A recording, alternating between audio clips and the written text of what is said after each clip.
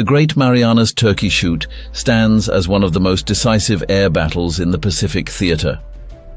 Taking place on June 19, 1944, the battle unfolded over the Philippine Sea and was part of the larger Marianas Islands campaign.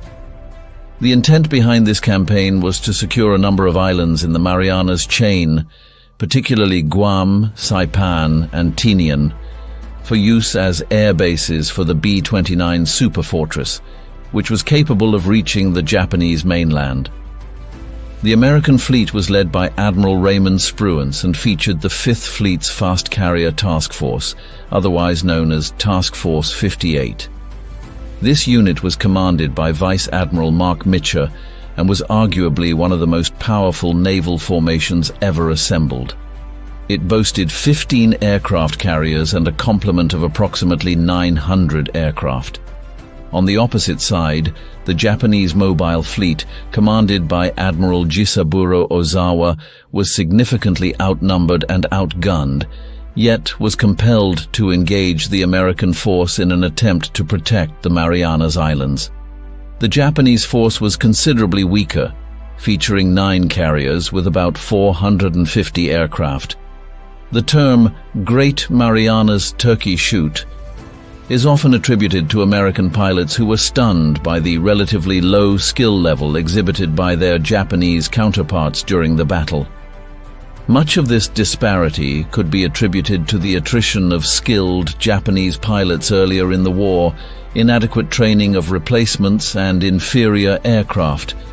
American pilots were equipped with advanced radar technology and the highly capable Grumman F-6F Hellcat fighters, which were far superior to the Japanese aircraft in both armament and armor.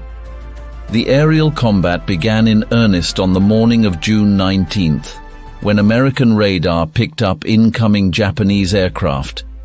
The initial waves were easily repelled, as the Japanese planes found themselves overwhelmingly outmatched.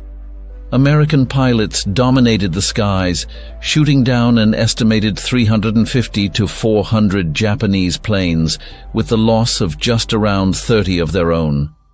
This lopsided outcome had not only immediate tactical implications, but also long-term strategic consequences. The destruction of such a large portion of Japan's naval aviation capabilities essentially marked the end of its effectiveness as a striking force in the Pacific War. After this aerial onslaught, the Japanese naval fleet attempted to withdraw, but was pursued by American submarines and aircraft. While no Japanese carriers were sunk during the actual Turkey Shoot, the subsequent pursuit led to the sinking of the carriers Hyo, Shokaku, and Taiho, further crippling the already troubled Japanese Navy. The Great Marianas Turkey Shoot was a turning point in the Pacific War. It demonstrated the overwhelming superiority of American air power and the effective integration of technological advancements like radar into combat operations. The victory allowed the United States to proceed with its island-hopping campaign, moving ever closer to the Japanese mainland.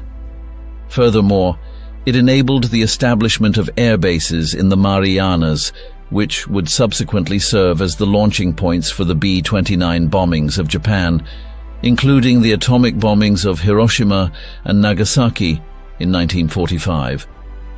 The defeat severely hampered Japan's ability to protect its own airspace, contributing to the eventual Allied victory in the Pacific.